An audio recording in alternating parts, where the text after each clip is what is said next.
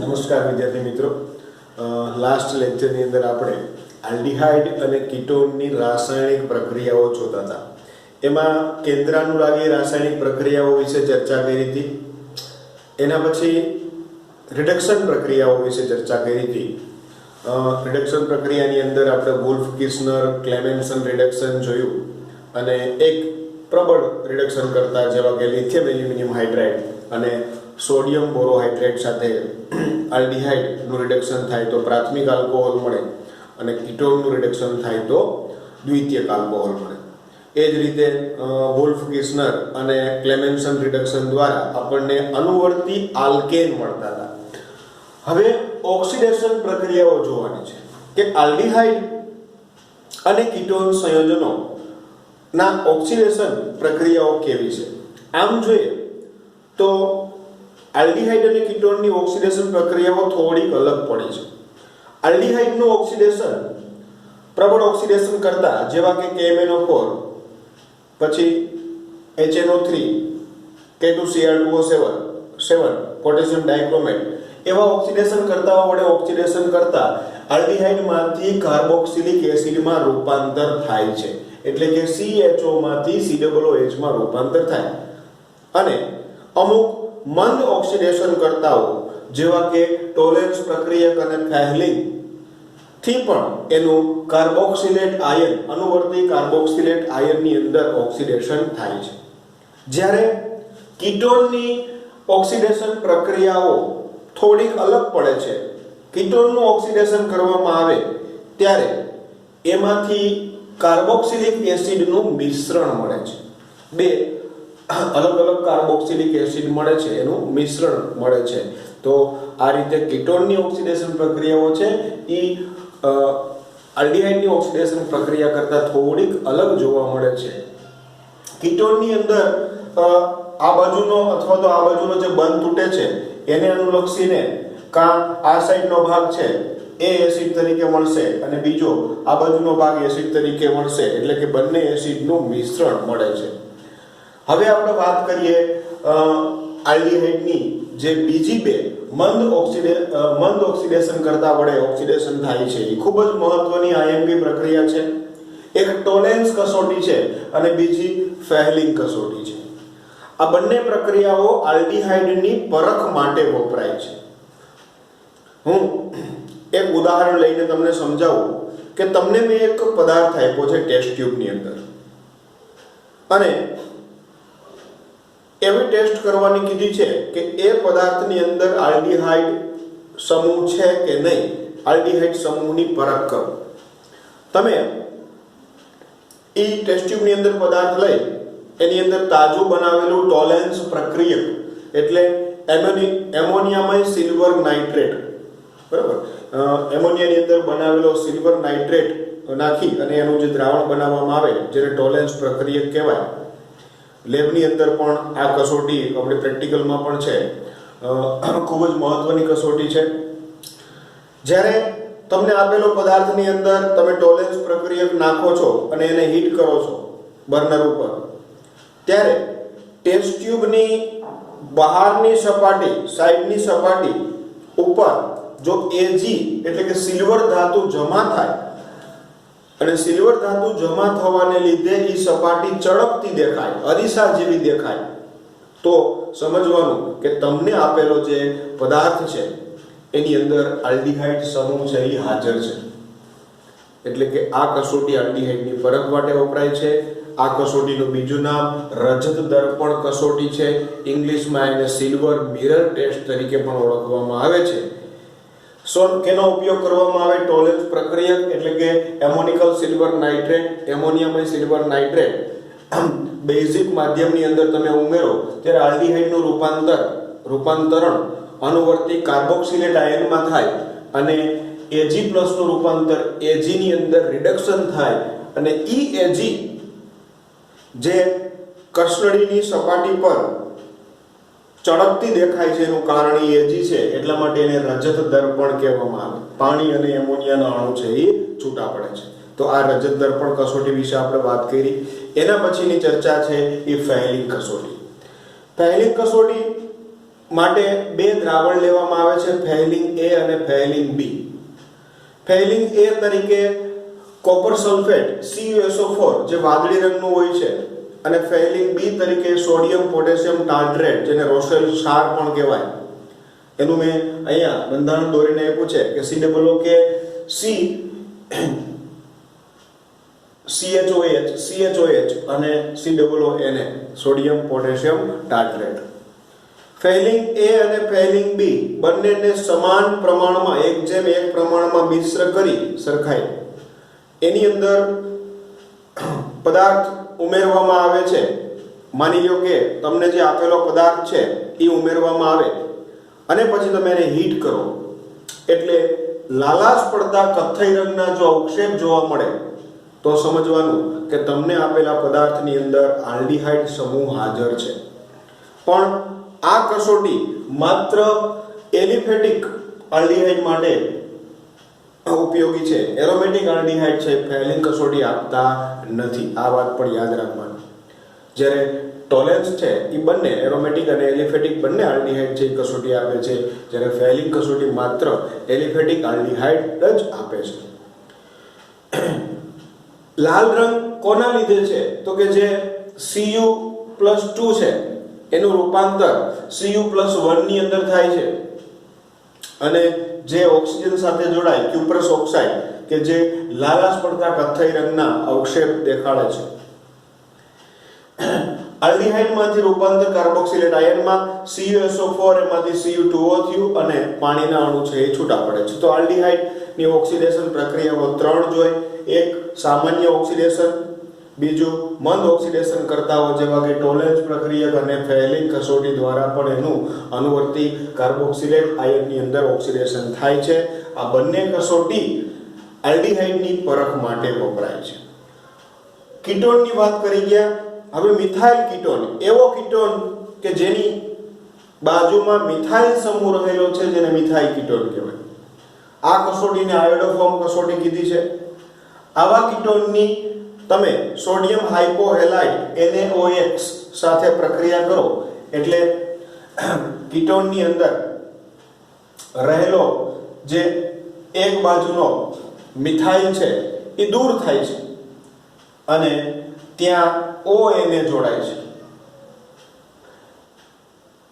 ઈ methyl sodium હાઇપોહેલાઇડના halogen સાથે જોડાય અને હેલોફોર્મ બનાવે છે CH3CHX3 જેને હેલોફોર્મ કહેવાય. અહીંયા ક્લોરીન જોડાયેલો હોય CHCl થી તો ક્લોરોફોર્મ કહેવાય.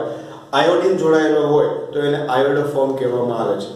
એટલા માટે જ આ કસોટીને આયોડોફોર્મ અથવા તો હેલોફોર્મ કસોટી તરીકે ઓળખવામાં આવે છે. હેલોજન તરીકે ક્લોરીન, બ્રોમિન અને આયોડિન આ કસોટીની અંદર વાપરી શકાય છે. પણ યાદ રાખવાની વાત કે આ કસોટી એક કોના માટે વપરાય તો કે મિથાઇલ કીટોન એટલે કે COCH3 સમૂહની પરખ માટે પણ આ કસોટીનો ઉપયોગ કરવામાં આવે છે.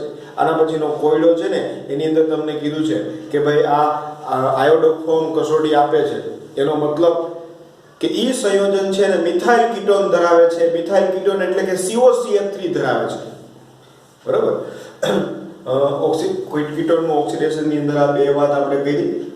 એક સામાન્ય ઓક્સિડેશન જેમાં કાર્બોક્સિલિક એસિડનું મિશ્રણ મળે અને આયોડોફોર્મ કસોટી કે જેની અંદર આ R નું વિસ્થાપન થઈ અને ત્યાં ONA જોડાય અને ઈ જે મિથાઇલ સમૂહ છે એની સાથે હેલોજન જોડાય છે, હાઇડ્રોજનનું વિસ્થાપન કરી CHX3.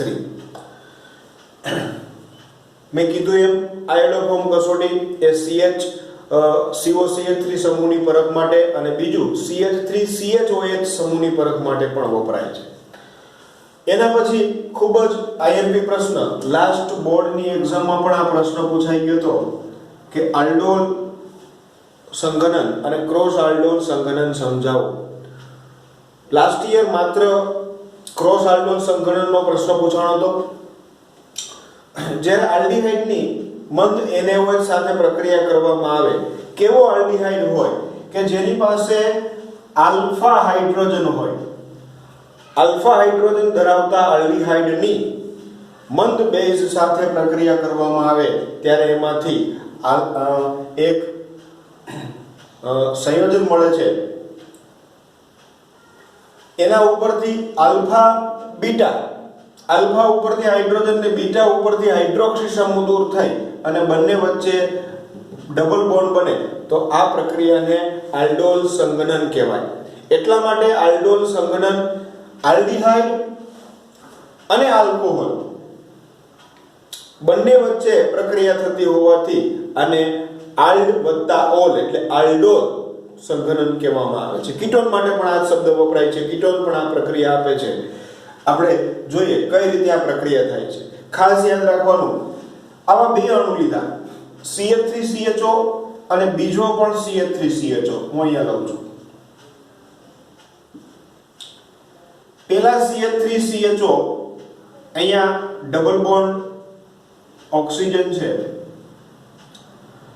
આ પાઈ બંધ તૂટે અને બીજા CHO નો આલ્ફા કાર્બન અને આલ્ફા કાર્બન ઉપરનો આલ્ફા હાઇડ્રોજન એટલે કે અહીંયા બે લઉં ને એક અહીંયા લઉં.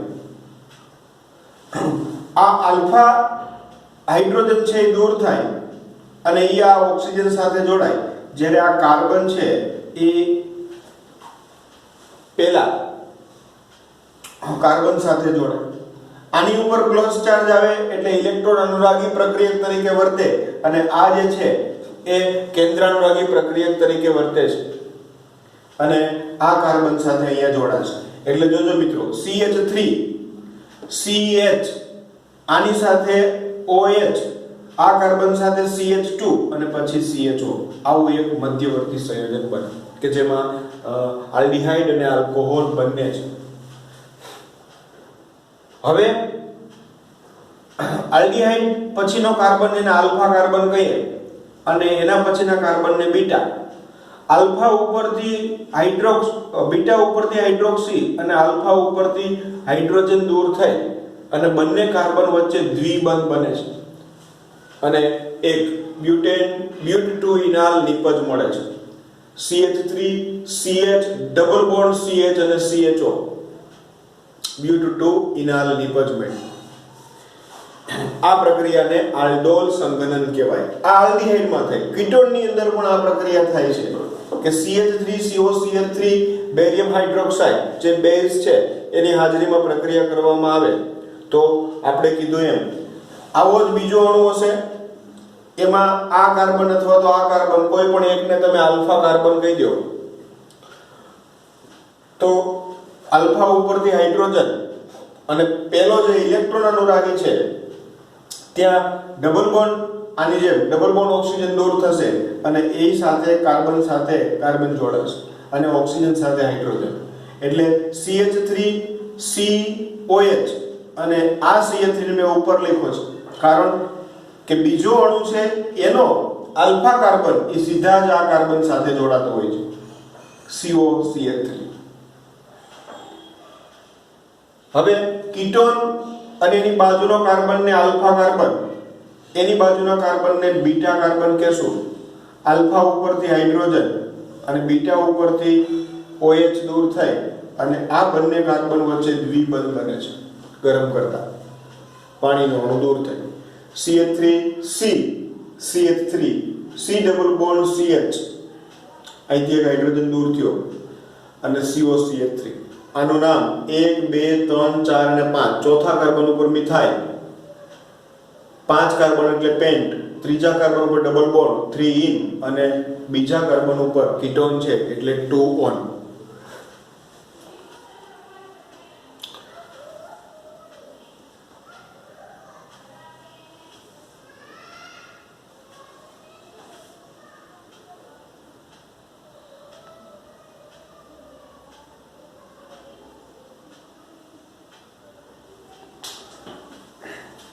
આપણે આલ્ડોલ સંઘનન વિશે ચર્ચા કરી. હવે ક્રોસ આલ્ડોલમાં શું છે કે જે પ્રક્રિયક તરીકે તમે બે જુદા જુદા અથવા તો બે સમાન આલ્ડીહાઇડ સમૂહ લ્યો, બે જુદા જુદા આલ્ડીહાઇડ સમૂહ લ્યો અને એમની વચ્ચે જો સંઘનન થાય તો એને ક્રોસ આલ્ડોલ કહેવામાં આવે છે.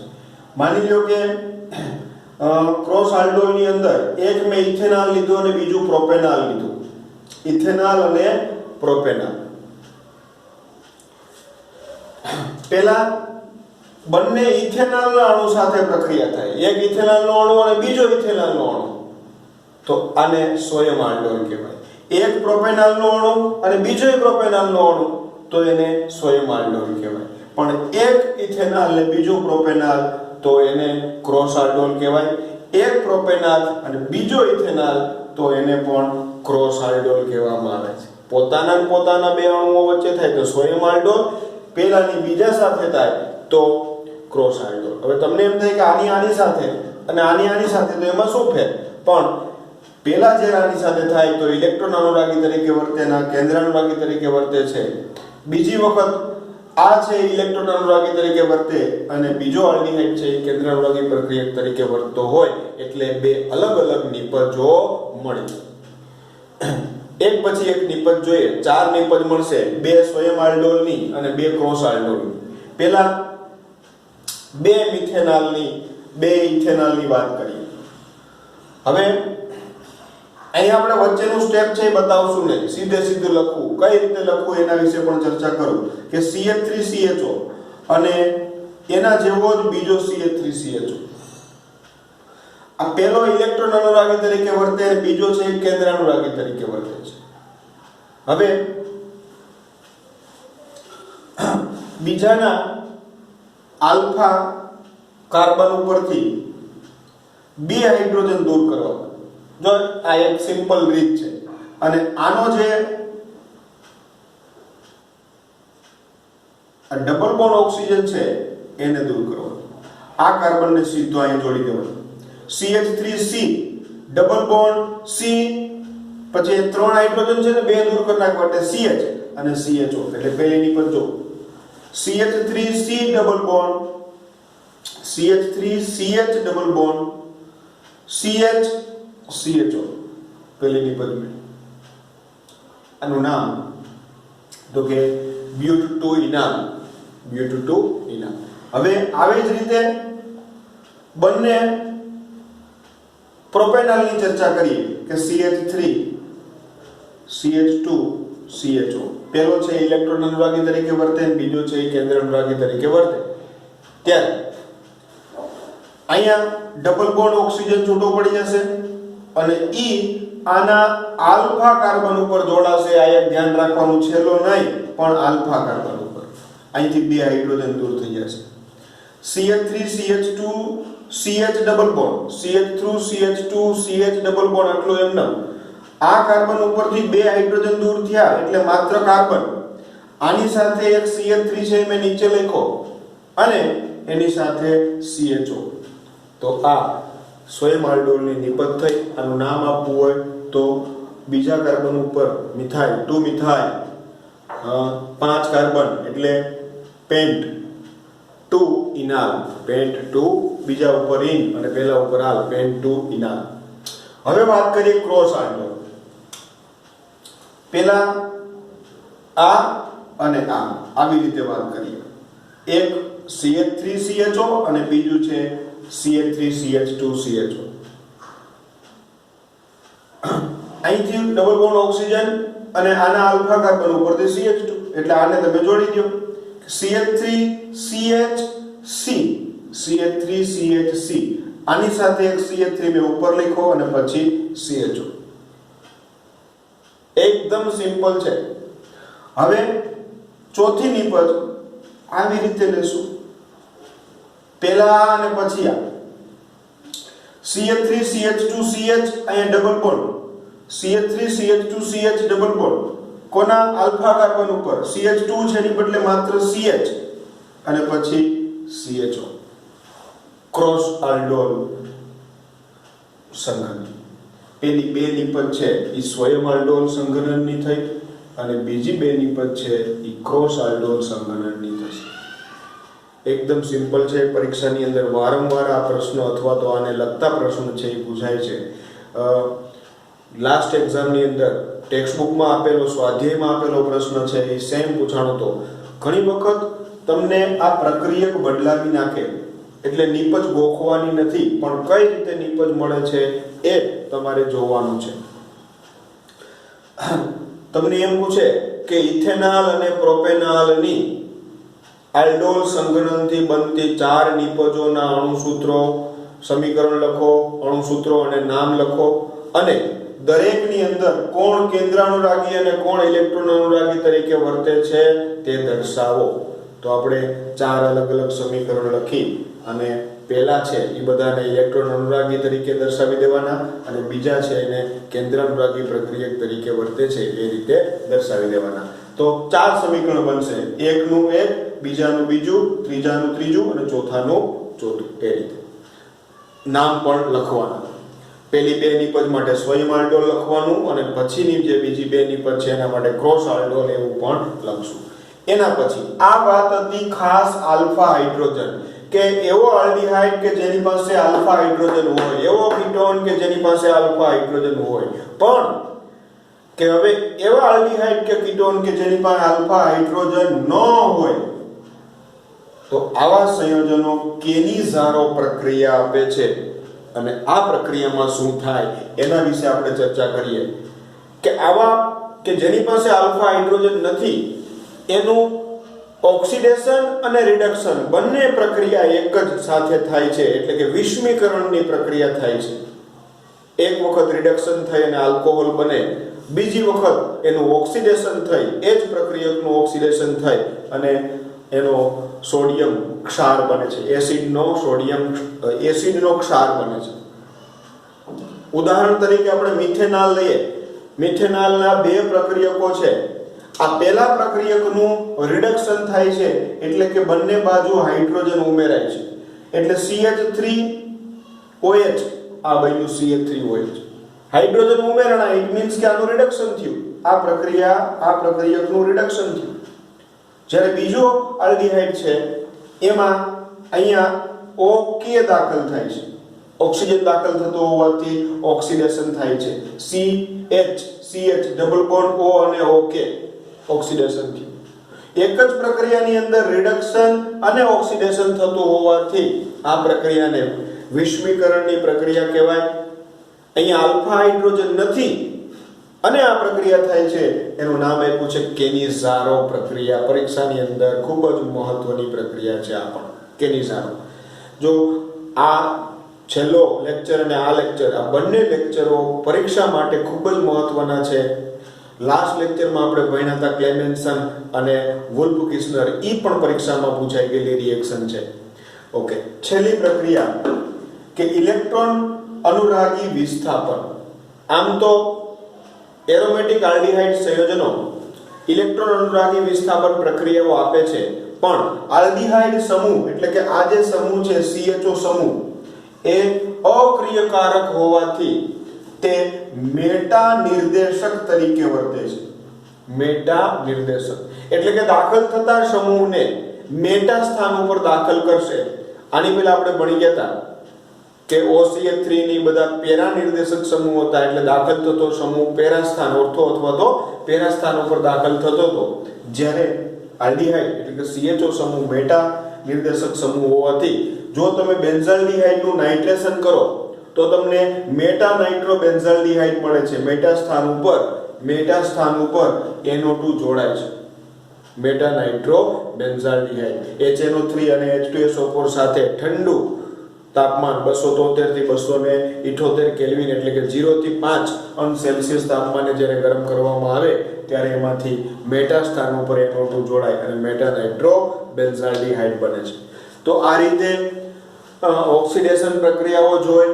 એના પછી આલ્ડીહાઇડ ની આલ્ફા હાઇડ્રોજન ધરાવતા આલ્ડીહાઇડ અને કીટોનની આલ્ડોલ પ્રક્રિયા, ક્રોસ આલ્ડોલ પ્રક્રિયા, કેનિઝારો પ્રક્રિયા અને છેલ્લે એની ઇલેક્ટ્રોન અનુરાગી વિસ્થાપન પ્રક્રિયાઓનો આપણે અભ્યાસ કર્યો. ચાર્ટ 2 વખત 3 વખત જેટલી વખત તમને ના આવડે એટલી વખત લખી અને પ્રક્રિયાઓ યાદ રાખવાની છે. ખાસ કઈ રીતે કે ભાઈ તમારે આલ્ડીહાઇડમાંથી આલ્કોહોલ અને એનો એસિડ મેળવવો હોય, સોડિયમ ક્ષાર મેળવવો હોય, એસિડનો ક્ષાર મેળવવો હોય તો કઈ પ્રક્રિયા કરવી પડે? તો કે કેનિઝારો. આલ્ડીહાઇડમાં આલ્ફા હાઇડ્રોજન ન હોય તો કઈ પ્રક્રિયા થાય? તો કે કેનિઝારો થાય. અને આલ્ફા હાઇડ્રોજન હોય તો કઈ પ્રક્રિયા થાય? તો કે આલ્ડોલ પ્રક્રિયા થાય. આવો પણ સ્વાધ્યાયમાં પ્રશ્ન આપ્યો છે કે નીચેનામાંથી કોણ કેનિઝારો પ્રક્રિયા આપશે? નીચેનામાંથી કોણ આલ્ડોલ પ્રક્રિયા આપશે? જેની પાસે આલ્ફા હાઇડ્રોજન છે એ આલ્ડોલ આપશે, જેની પાસે આલ્ફા હાઇડ્રોજન નથી એ કેનિઝારો આપશે. ઘણી વખત આલ્ડોલની અંદર બે પ્રક્રિયકો અલગ અલગ હોય. એકની પાસે આલ્ફા હાઇડ્રોજન હોય, બીજા પાસે ન હોય તો પણ એ આલ્ડોલ પ્રક્રિયા આપે. બંને પાસે ના હોય તો એ કેનિઝારો પ્રક્રિયા આપે. જ્યારે આલ્ડીહાઇડ છે એ મેટા નિર્દેશક સમૂહ હોવાથી એની ઇલેક્ટ્રોન અનુરાગી વિસ્થાપન પ્રક્રિયાઓ મેટા સ્થાન ઉપર થાય છે. ફેલિંગ અને ટોલેન્સ કસોટી ખૂબ જ મહત્વની છે. આલ્ડીહાઇડની પરખ માટે વપરાય. ટોલેન્સ છે એ બંને પ્રકારના આલ્ડીહાઇડ માટે વપરાય. ફેલિંગ છે એ માત્ર એલિફેટિક આલ્ડીહાઇડ માટે વપરાય છે. એમાંથી પણ પ્રશ્ન પૂછાય. આયોડોફોર્મ કસોટી ખાસ કરીને મિથાઇલ કીટોનની બનાવટ માટે વપરાય, મિથાઇલ કીટોનની પરખ માટે વપરાય છે. આ કસોટી ત્યારે જ થાય જ્યારે કીટોન ઉપર એક મિથાઇલ સમૂહ જોડાયેલો હોય તો જ આ પ્રક્રિયા આપે છે. આ પ્રક્રિયાઓ પછીનો એક કોયડો આપેલો છે કે જેની અંદર તમને એમ કીધું કે એક સંયોજન છે જે 2,4-DNP સાથે પ્રક્રિયા આપે છે. એનો મતલબ મેં તમને લાસ્ટ લેક્ચરમાં કીધું હતું કે 2,4-DNP સાથે જો પ્રક્રિયા આપતું હોય તો એ સંયોજન ઓછામાં ઓછો એક કાર્બોનિલ સમૂહ એટલે કે C ડબલ બોન્ડ O સમૂહ ધરાવતું હોય. તો C ડબલ બોન્ડ O માં આપણે ભણ્યા અત્યારે એ મુજબ આલ્ડીહાઇડ પણ હોઈ શકે અને કીટોન પણ હોઈ શકે. એ જ પ્રશ્નમાં આગળ જતા એમ લખ્યું છે કે આ પ્રક્રિયક ફેલિંગ કે ટોલેન્સ પ્રક્રિયા આપતું નથી. એનો મતલબ કે ભાઈ C ડબલ બોન્ડ હોય એટલે કે કાર્બોનિલ સમૂહ હતો પણ એમાંથી આ કસોટી નથી આપતું એટલે કે આલ્ડીહાઇડ ઉપર ચોકડી મારી છે. એમાં જ લખ્યું છે કે આયોડોફોર્મ કસોટી આપે છે. એનો મતલબ કે એની પાસે મિથાઇલ કીટોન, હવે કીટોન છે અને એ પણ કેવો કીટોન છે તો કે મિથાઇલ કીટોન છે. એ જ પ્રશ્નની અંદર એક હિન્ટ એવી આપી તમને કે Br2 સાથે Br2 નો જે રંગ છે એ દૂર કરતું નથી. એનો મતલબ કે એમાં ડબલ બોન્ડ તો છે પણ એ સરળ શૃંખલા નથી, પણ બેન્ઝીન જેવું ચક્રીય બંધારણ છે. પછી તમે એ બંધારણને ગોઠવો એટલે તમને બેન્ઝીન ઉપર COCH3 એ પદાર્થ મળે અને છેલ્લે કીધું કે આનું ઓક્સિડેશન કરતા એમાંથી કાર્બોક્સિલિક એસિડ મળે છે, બેન્ઝોઇક એસિડ મળે છે. તો આ બધી પ્રક્રિયાઓને વ્યવસ્થિત સમજો, એને એમાંથી પ્રક્રિયક શું લેવાથી શું નિપજ મળે એ તમે વિચારો તો આરામથી એવા પ્રશ્નોના ઉત્તર છે એ આપી શકો. મેં આમાં જ્યાં R લખીને પ્રક્રિયાઓ લખી હોય એના તમારે એક્ઝામ્પલ તમારી રીતે તમારે નોટમાં લખવા જોઈએ કે જેનાથી તમને પ્રેક્ટિસ થાય કે કઈ રીતે પ્રક્રિયાઓ થાય છે. આલ્ડોલ અને ક્રોસ આલ્ડોલના પણ તમે બીજા ઉદાહરણો લઈ, માની લો કે મેં એક ઇથેનોલ અને પ્રોપેનોલ લીધું તો તમે એક પ્રોપેનોલ અને બ્યુટેનોલ લઈ શકો અને એનાથી આલ્ડોલ અને ક્રોસ આલ્ડોલના સમીકરણો અથવા તો નિપજો લખી શકો. Thank you.